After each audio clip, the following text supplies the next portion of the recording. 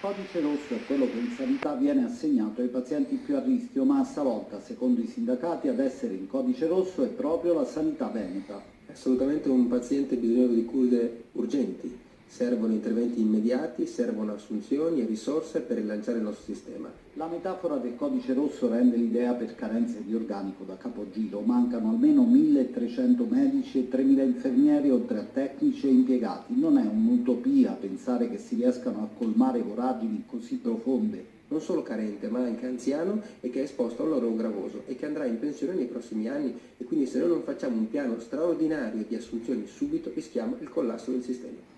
Secondo voi c'è l'intenzione di favorire il privato o è soltanto la conseguenza di queste carenze? Ma il privato verrà favorito necessariamente se non si interviene, quindi per noi non è un problema di scelta politica o di disegno strategico nel favorire qualcuno, lo si sta favorendo a prescindere, perché se non si investe nella sanità pubblica che oggi già costa ai cittadini, perché sappiamo benissimo quanti milioni di euro sul piano nazionale i cittadini mettono dalle proprie tasche per pagarsi la sanità, se non si investe nella sanità pubblica sarà una sanità privata per pochi e sarà una sanità pubblica di scarsa qualità per gli altri. Domani allora assemblee sindacali unitarie in tutte le ULSS del Veneto. Se non arriveranno risposte scatterà la mobilitazione generale.